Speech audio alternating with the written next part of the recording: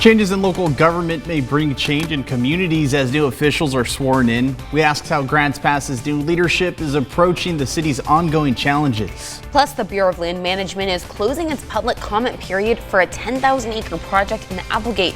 We'll tell you the details on why some people support the project and why others don't.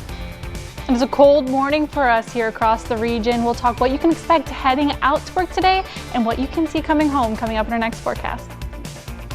Live, local, late breaking.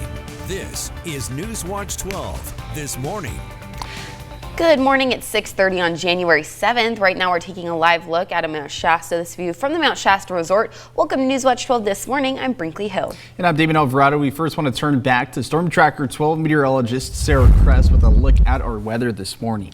Yeah, this morning we're waking up to some very cold temperatures across the region, especially as we're heading over east of the Cascades into the 20s. And this morning we're waking up over into our valleys into the 30s. Also dealing with some visibility impacts as we're heading down to Northern California.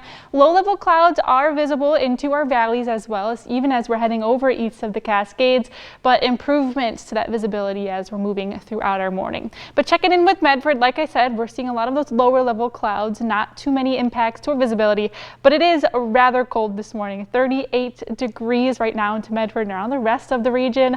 It is chilly. You're going to need to head out the door with a jacket this morning. Even our high temperatures today, not going to be too warm. We're going to be seeing clouds move in as we're heading into this morning, into the afternoon hours.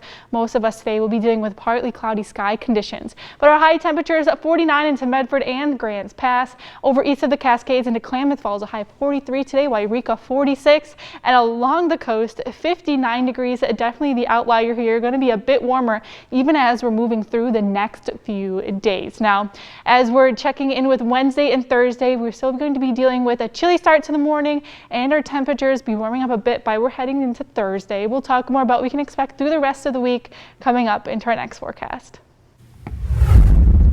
The Klamath Falls man convicted of federal kidnapping, sex and weapon charges says he needs more time to file motions in his defense. 30-year-old Nagasi Zubari filed a federal court motion in Medford asking the courts to extend a deadline set for today for his motions in his defense. Federal court judge Michael McShane set the deadline last month when he also granted Zubari's requested waiver of counsel. Zubari is representing himself as his own legal counsel for his sentencing this month. And this morning, Grants Pass is under the helm of a new mayor and 4 new councilors. They say that they're hoping to bring some big changes to this city while still dealing with a homelessness crisis. NewsWatch 12's Leave column is giving us a look into their plans. It marks the beginning of a new chapter in our community's leadership as these dedicated individuals step forward to serve with integrity, vision, and commitment to the people of Grants Pass. What do a retired teacher, a small business owner, a former drug enforcement counselor, and a military veteran have in common? All 4 are the newest city council members in Grants Pass. Indra Nicholas, Victoria Marshall, Kathleen Crone, and Eric Schlogel took the oath on Monday morning, alongside new Mayor Clint Scherf. It marks a change for the city of Grants Pass, moving in a more conservative direction after Sarah Bristol's term. The previous council stuck themselves in an echo chamber, did not listen to the community. The community came out in full force and told them and stopped them from doing things. So we want to be more in touch with the community. One hot button issue in Josephine County, the housing crisis. 7 months after the Supreme Court ruled Grants Pass could ban public camping, the city is under more pressure than ever for a long-term solution. Scherf saying he wants to create jobs and build community involvement. I'm raising my 4th generation, my namesake in this city, and I want to make it a better place for the people in the future. I asked Scherf about the city's previous plan to fund the purchase of a low-barrier homeless shelter. This was one of the last resolutions made under Bristol and her council.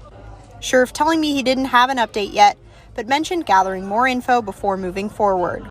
NewsWatch 12 is continuing our coverage of a Bureau of Land Management project that would remove thousands of dead and dying trees in southwestern Oregon. NewsWatch 12's Rocky Walker shares more on this project and some of the opposing opinions on it. The Medford district, we have about 90,000 acres that have dead and dying trees. Dead and dying conifers are littering southwestern Oregon's forests, dying at exponential rates due to excessive heat, heat domes, and a burrowing beetle.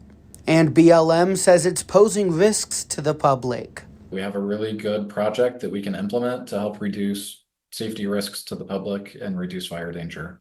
To salvage this, their SOS plan is to mark units filled with trees they designated as dead or dying.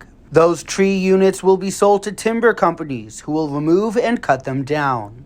But not everyone is happy. Some local groups are saying this will remove healthy trees in the Applegate forestland. And what we're finding is green, living, viable stands of trees that survived the recent mortality outbreak. And we think that it's really important that those trees and those stands that survived the mortality outbreak are retained on the landscape. They say this removal of healthy trees would increase fire risk, with the new trees not being as fire resilient as old ones. They say it'll also remove some of the ecosystem's canopy and the beauty of the area. To put it frank, they say, we feel that the analysis and the narrative that the BLM has created is just simply dishonest.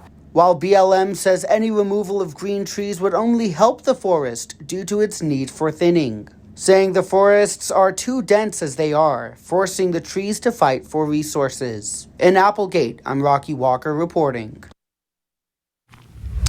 We're continuing our coverage of the train trestle collapse into a river. Just take a look at this new video. You can see the train car is still sitting in the Marys River. The city of Corvallis said its initial response to Saturday's collapse is now over. The recovery efforts are now out of Portland and in the hands of the rail car's owner, Western Railroad. Neighbors say the trestle was not in good shape. Onto a scam alert this morning. California Highway Patrol warning you about phone scammers who want to steal your children's information. The scammers are posing as Amber Alert representatives who are offering to register your children. But CHP says that Amber Alert doesn't work like that and it doesn't require any registration. So never provide personal information over the phone or answer calls from unknown or possible scam numbers. If you are contacted by a scammer, report it to local law enforcement. It's been over 3 full months of speed limit changes on 3 different sections of roads near downtown Medford. Lieutenant Jeff Kirkpatrick with Medford Police says citations have skyrocketed at the Riverside and 8th intersection. During just a few weeks between October 20th and December 24th, the speed and red light cameras caught drivers speeding 5,665 times. That's a massive increase compared to the only 163 citations during that same period last year. Kirkpatrick says he doesn't want things to be this way, but he hopes all these tickets will remind people to slow down. I think we had an auto versus pedestrian crash happen there a couple weeks ago in the crosswalk. There are RCC students going to class. There are people going to businesses. You've got a lot of stuff going on downtown. Kirkpatrick says that MPD is still waiting to see how the speed limit changes are affecting safety. So far, crash data has been similar at Riverside and 8th from October through December, but it takes a full year to see if there are any safety trends. Checking in with gas prices now around the region. Curry and Josephine County are seeing gas prices at $3.70 a gallon, according to AAA, while Jackson and Lake counties are seeing prices just 20 cents lower. Klamath County has the cheapest gas average in the region at $3.34 a gallon. In Siskiyou County, an average price of gas sits at $4.50. Average gas prices in Oregon have risen 4.3 cents per gallon in the last week, with the average at $3.41. Medford Airport is getting bigger, an expansion project underway. Rogue Valley International is looking for an architect and engineer firm to design this expanded terminal. The $180 million expansion plan will almost double the terminal size and passenger capacity. Passengers told NewsWatch 12 that the current size of the airport is fine, but still support this new plan. The expansion involves a second bag carousel, more security facilities, ticket counter expansion, and other internal needs. I think the big benefit, at least for me, would be not having to have so many layovers, maybe more direct flights. I mean, I'm hopeful.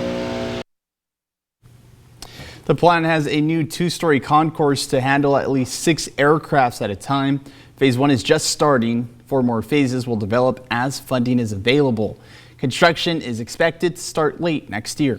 And this morning, waking up with very chilly temperatures, but we also are seeing some low valley clouds. Some areas of fog, but we'll see improvements as we're heading throughout the morning. Now, high and mid-level clouds will be getting to fill in, but we'll be staying dry for our Tuesday, and that'll continue as we're heading through the rest of the week. We can also expect some chillier high temperatures due to those clouds moving in.